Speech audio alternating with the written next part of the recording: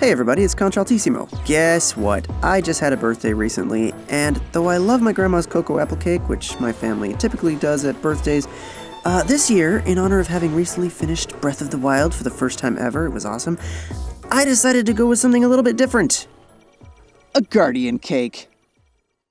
Now, I'm not a baker, I'm a musician. Cakes are not my area of expertise, so most of what you see here came out of either a box or a can.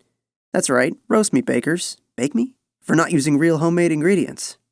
And then shut up, because I have a guardian cake! Even if it's not professional grade, thanks to what I am convinced is divine intervention, this cake turned out much better than I ever could have hoped. Everything you see is edible, including the legs, which I'm kind of proud of. If you can guess what they are at first glance, I would be amazed, because I don't think it's a food that bakers use very often. Then again, I wouldn't know because, like I said, I'm not a baker. I'm an amateur philologist. So how do you make a guardian cake? I wish I could say it was as easy as tossing some ingredients into a wok and watching it dance around for like 5 seconds while you hum a merry little tune and then boom, suddenly you got cake. It'd be cool if my fridge were made out of hammer space too, but that's not how this works. That's not how any of this works.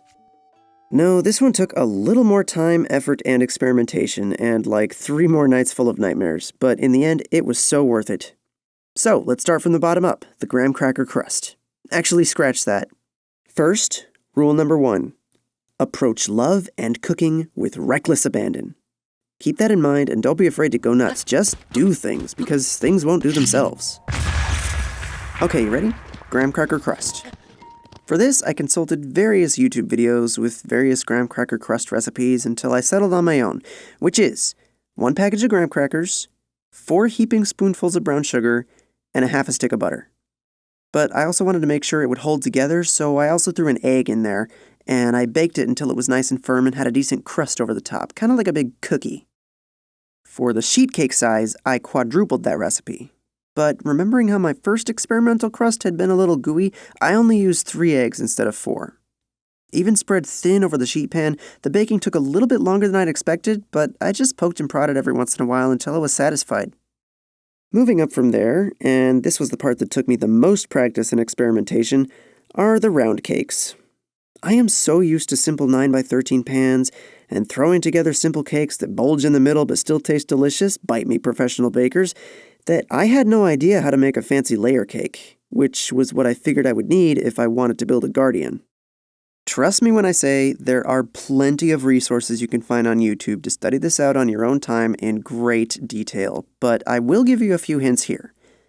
Number 1, aluminum pans evidently are great. Make sure the sides are perfectly vertical because you will also want to, number 2, use a baking strip. Look it up. I made mine out of a strip of old towel, folded over once and held together with paper clips. It worked great.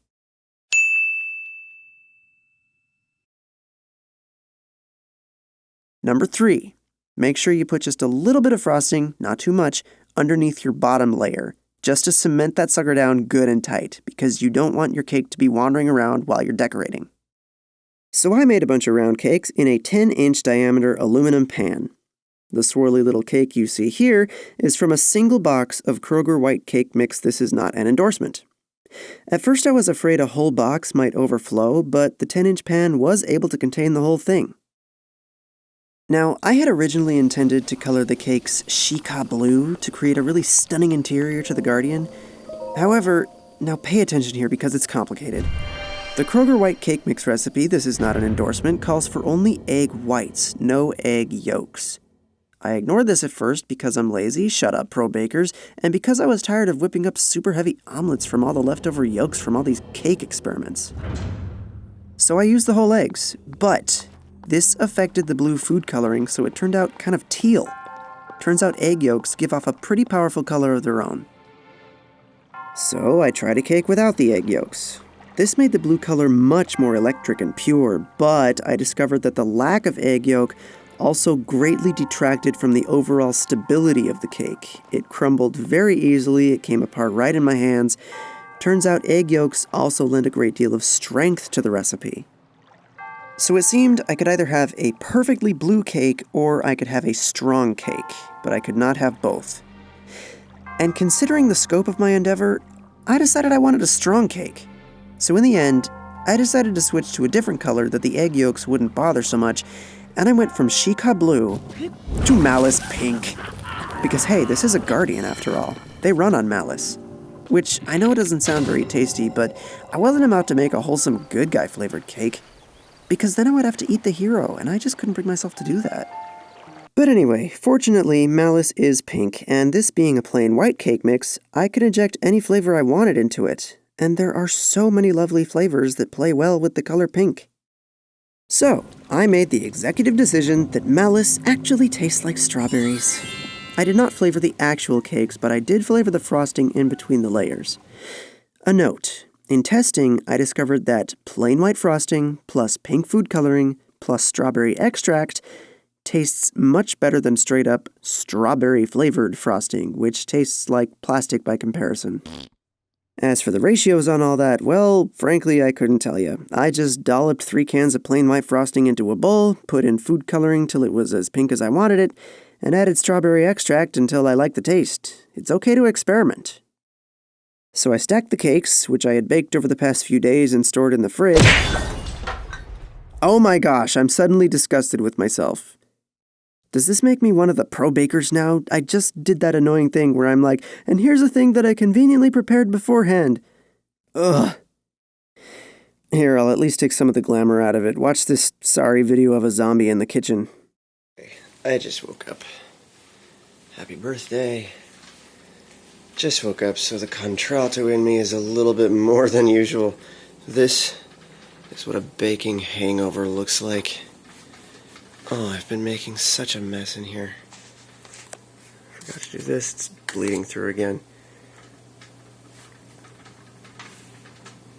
Oh, I've been making so many cakes. Went a little overboard on the food coloring. Didn't use all of those. Man, I need to clean up in here. So we're done baking cakes. Hopefully now, today we can put the 5 layers together on our little field of battle here. Got some extra frosting, some cake pops back there, strawberries down here, cake pops back there again. Done baking, but now we get to do the construction. Anyway, I stacked the cakes, the pink frosting, and some fresh strawberry slices up on top of each other on the graham cracker crust until I had a big ol' sweet-smelling pile of Malice. Also, keeping track of the width to height ratio, I decided I didn't need that 5th cake after all, but it was good to be prepared. So once I had my cake stack, it was time to get to carving. I laid out tinfoil first to catch all the pieces, and then proceeded to make a mess. It definitely helped to have a model to look at during this stage, so I made sure to keep my handy Guardian amiibo close at hand. This is my cake after carving. How do you like the Malice swirls? I'll tell you how I got that effect. Once I'd mixed a batch of cake batter, I first stirred in the light pink food coloring, and then poured only some of the batter into the pan. In the remaining batter, I added some purple or maroon or whatever was the next darker shade, and then poured, again, only some of the batter into the pan, pouring it around in different patterns. I kept going darker until I got to black, which I mixed into the very last bit of cake batter, and then I used a rubber spatula to scrape all of that last little bit into the pan.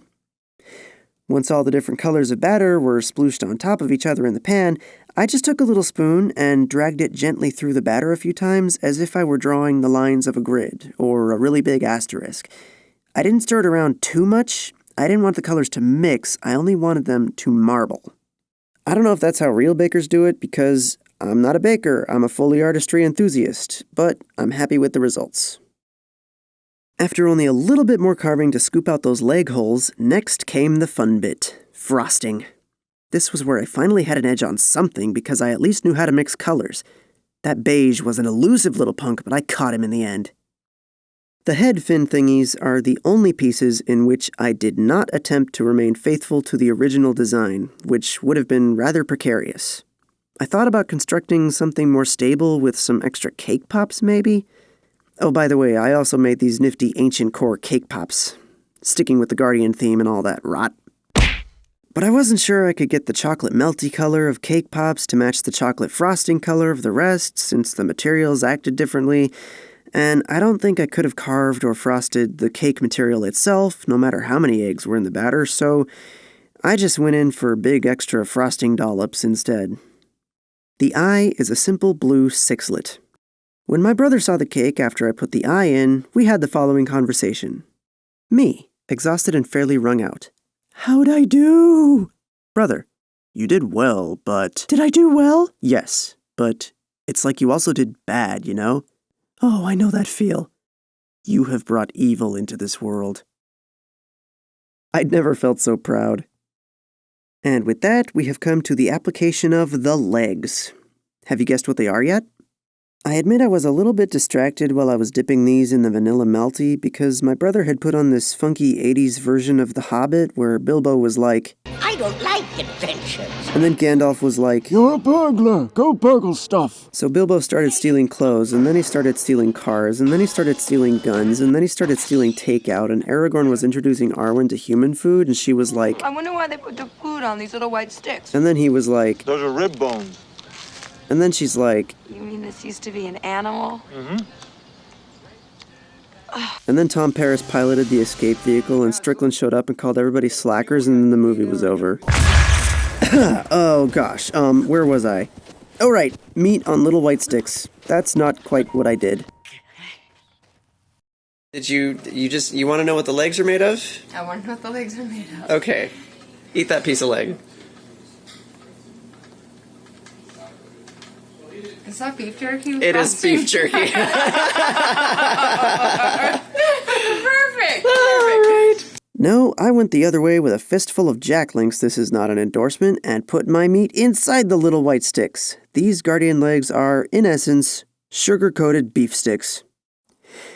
You know, I interviewed a lot of viney-type red candy snacks to fill the position of guardian legs, even some that had some stunningly good strawberry flavor.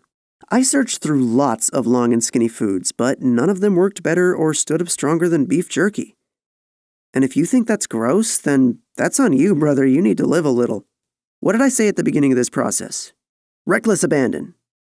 Maybe I should have prefaced this video with that this might not be the perfect cake for vegetarians, but I mean, if most cakes have eggs anyway, oh, never mind. So how in the world do you get your meat sticks to hold these fabulous shapes so strongly? Well, I'll tell you. First, you boil them until they're nice and limber. And mind you don't cut them up beforehand because they will shrink. Once they're all wibbly-wobbly, just bend them into the shapes you want and hold them in place with some tin foil, and then bake them until they harden up again. Not too long. Start with like 10 minutes and just check on them occasionally. When the tips start threatening to char, they should be about done.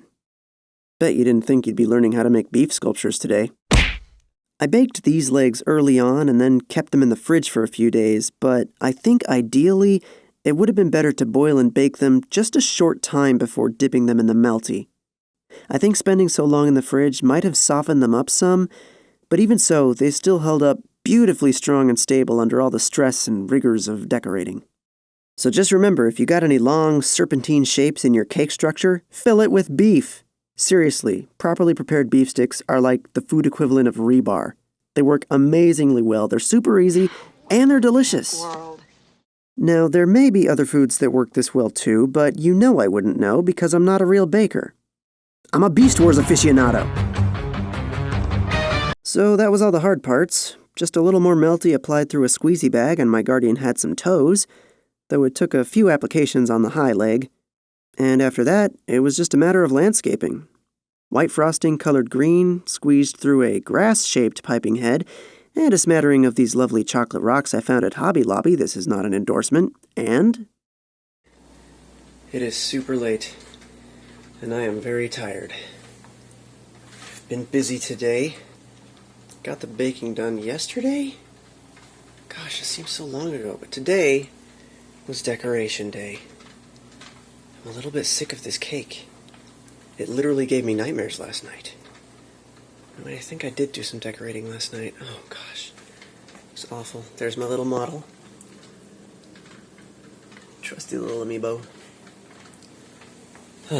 Been up to way too much. But now I'm done. Let's go have a look.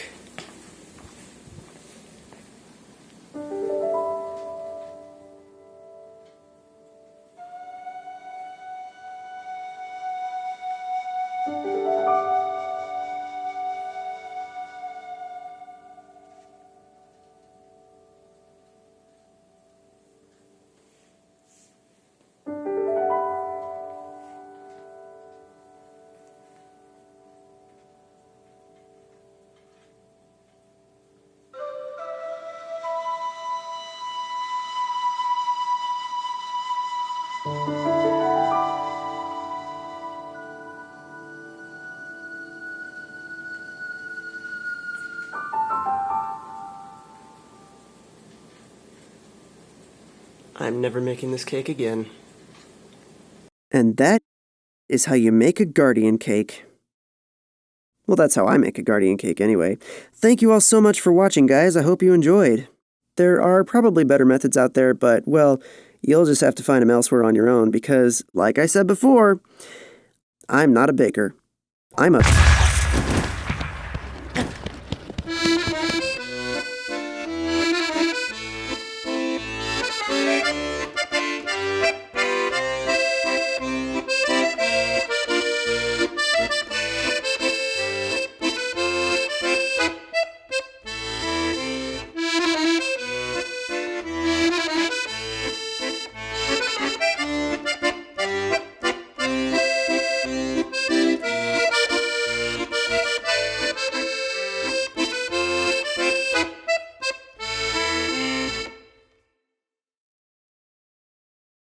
So bad. I can't even. I forgot to film when I was cutting it, but that's okay.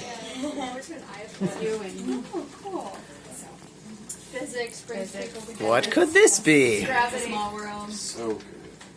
Partial tuition. Well, that sets these kids up to do well. In there it is. the kind of math that they actually would use. You know, instead of going over. Really, you think that imaginary math is more daily applicable than the math that we Well, might specifically, with? what they need for physics education. Is that a muffin? or, It's a like, giant how they ancient core. Okay, It's so a you're cake gonna pop. go into Oh my gosh, I love it! This is the item that you get if you slay a guardian. This is the best item you can get. You did it! You it's slayed not a guardian! Oh, it's very edible. Well, that one is, but Well, in he the wrote game the history. Yeah, in the game you should Actually, you probably could cook it.